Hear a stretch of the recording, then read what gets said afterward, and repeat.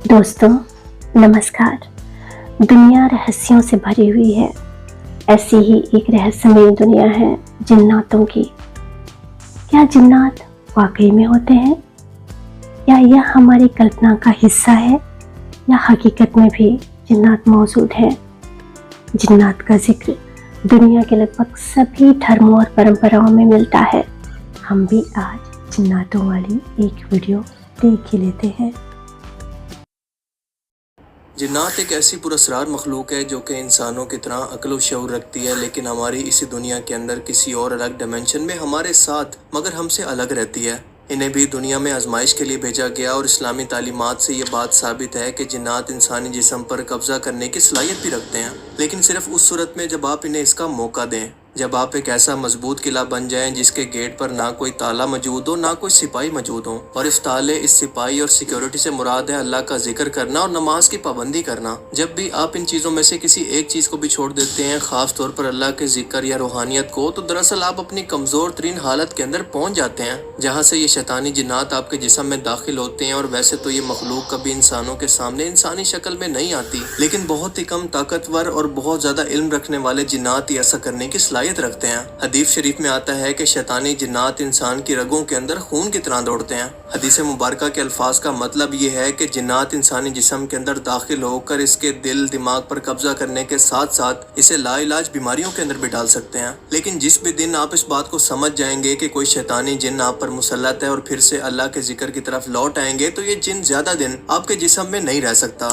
और ऐसा इसलिए कि आपका जिस्म इस जिक्र के बाद ऐसा तपता हुआ तंदूर बन जाता है जिसके अंदर वो चाह कर भी जिंदा नहीं रह पाते। अब यहाँ पर लॉजिकली बहुत सारे लोगों को ये लगता होगा कि जिन्नात जैसी मखलूक को तो खुद आग से पैदा किया गया, तो आग भला जिन्नात को कैसे नुकसान पहुंचा सकती है, या इन्हें जहन्नुम के अंदर भी इसकी सजा आग की सूरत कैसे दी जा सकती है? इसका जवाब है कि जैसे इंसानों को मट्टी से तख्लीक किया गया और मट्टी का एक बड़ा तोदा अगर इंसान को उठाकर इसके जिस्म पर मार दिया जाए तो वो उसको तकलीफ देता है, बिल्कुल ऐसे ही जिन्नात को भी आग के शोले से पैदा किया गया, ना कि आग से, और ये आग इनको भी ऐसी तकलीफ देती है जैसा कि इंसान को। यहाँ पर यह बात याद रखना जरूरी है कि ये शैतानी जिन्नात बिला वजह भी किसी को परेशान नहीं करते, क्योंकि इनकी एक अपनी अलग दुनिया है। जब तक इंसान इन्हें खुद दावत ना दें या फिर इनको परेशान ना करें, क्योंकि बाज़ औक़ात जिन्नात इंसानों के साथ हसद, इंतकाम या फिर किसी खास वजह से दुश्मनी तो रखते हैं, लेकिन इनके अंदर ज्यादा सोचने समझने की सलाहियत इंसानों के कंपैरेटिव बहुत ही कम होती है। ये ज्यादातर बिल्कुल लाई लग होते हैं, यानी किसी आमिल ने या फिर काले जादू करने वाले शख्स ने इनको किसी के पीछे लगा दिया तो ये बिना सोचे समझे उसके पीछे लग जाते हैं, और इसके पीछे इनका अपना कोई मकसद नहीं होता।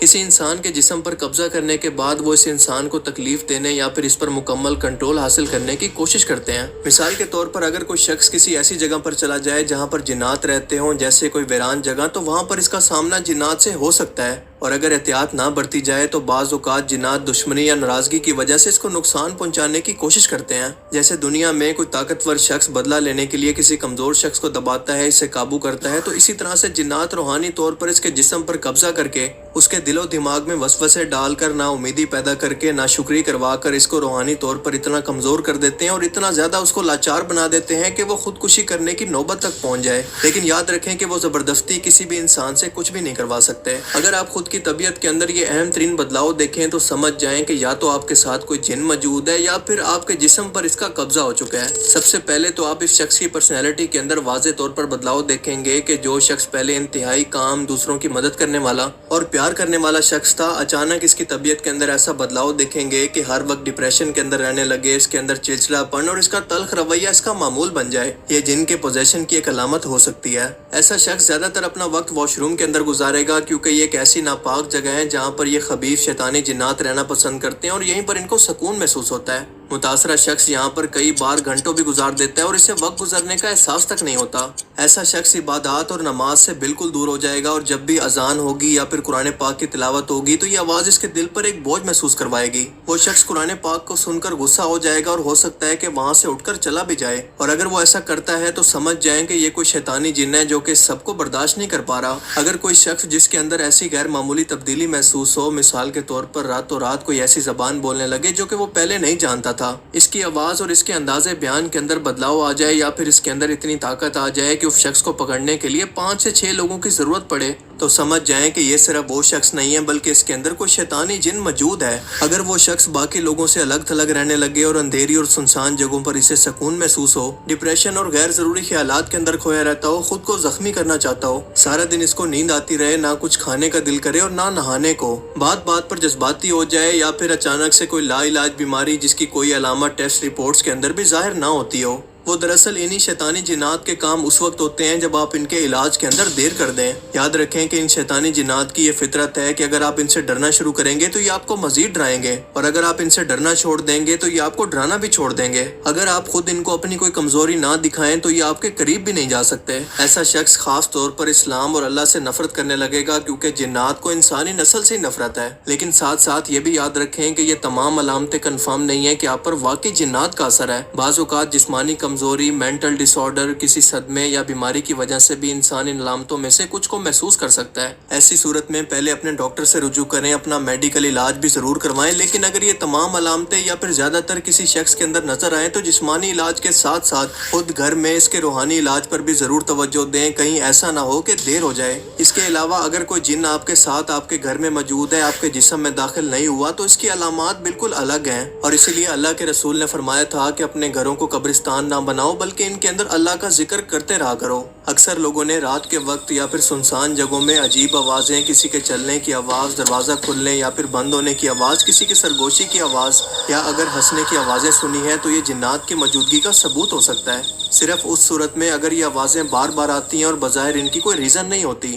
گھر میں موجود چیزوں کا اپنی جگہ سے ہٹ جانا اور خود بخود گر جانا، یا پھر چیزوں کا غائب ہو جانا بغیر کسی ظاہری وجہ کے، تیز خوشبو یا بدبو کا محسوس ہونا، اور اگر یہ خوشبو اور بدبو جو کہ مستقل طور پر محسوس ہوتی ہے، اگر کوئی اس کی وجہ نہ ملے تو اسے بھی جنات کی موجودگی کی علامت کہہ سکتے ہیں۔ بعض اوقات پالتو جانور جیسا کہ بلیاں یا کتے اچانک سے خوف زدہ ہو جاتے ہیں اور کسی ایک جگہ کو گھورنے لگتے ہیں، یہ بھی جنات کی موجودگی کی ایک ممکنہ نشانی ہو سکتی ہے، کیونکہ یہ جانور جنات جیسی مخلوق کو بھی دیکھ سکتے ہیں جو کہ ہم انسان نہیں دیکھ سکتے۔ اس کے علاوہ بار بار ڈراؤنے خواب آنا، خاص کر ایسے خوابوں کے اندر عجیب و غریب قسم کی مخلوق یا پھر اندھیرے کے اندر کوئی سائے جیسی چیز نظر آئے۔ بعض اوقات لوگ صبح جاگنے پر اپنے جسم پر خراشیں، نیل یا سرخ نشانات کو بھی محسوس کرتے ہیں۔ اگر گھر کے بچے اچانک رونے لگیں اور کسی چیز سے خوف زدہ ہوں، یا پھر رات کے اندر اچانک سے چیخیں ماریں، تو یہ بھی جنات کی موجودگی کی ایک علامت ہو سکتی ہے۔ بعض اوقات گھر میں ایک بھاری پن اور بے رونقی محسوس ہوتی ہے اور گھر کے افراد اکثر بیمار یا چڑچڑے ہو جاتے ہیں۔ بجلی کی چیزوں جیسے بلب یا پنکھے کا خود بخود جلنا یا بجھنا،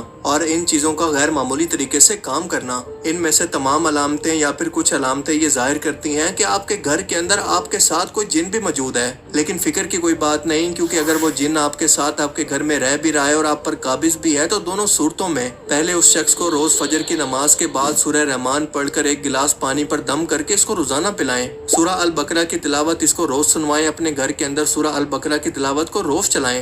سورہ الفلق اور سورہ الناس کے ساتھ ساتھ اس کو آیت الکرسی کی بھی تلاوت کرائیں، اور یہ سب کچھ رقیہ کے اندر آتا ہے۔ اور اس کے علاوہ کچھ اور مسنون دعائیں بھی ہیں جو کہ آپ اپنی اسکرین پر دیکھ رہے ہیں، ان کو بھی آپ پڑھ سکتے ہیں۔ متاثرہ شخص کو نماز کا پابند بنائیں، درود شریف اور اللہ کی ذکر کی تسبیح کروائیں، خاص طور پر آیت الکرسی، کیونکہ جو شخص بھی روزانہ اس کو ایک بار پڑھ لے یا پھر سوتے وقت پڑھ لے تو کسی جن کی مجال ہی نہیں ہے کہ وہ اس گھر کے اندر رک سکے جہاں پر یہ شخص موجود ہے۔ صدقہ دیں اور قرآن پاک کی تلاوت کو اپنا معمول بنا لیں۔ یہ تمام ذکر مل کر ان تمام شیطانی جنات کو جو کہ آپ کے جسم پر قبضہ کر چکے ہیں یا پھر آپ کے گھر کے اندر موجود ہیں، ان کو اتنا تکلیف دیتے ہیں جتنا انسان کسی تیز دھار آلے سے اپنے جسم پر کوئی کٹ لگا لے۔ جس بھی گھر کے اندر اللہ کا ذکر ہوگا وہاں پر یہ خبیث جنات کبھی رہ ہی نہیں سکتے، اور یہی وجہ ہے کہ قرآن کریم کے اندر اللہ پاک فرماتا ہے کہ دلوں کا سکون تو صرف اللہ کے ذکر میں ہے۔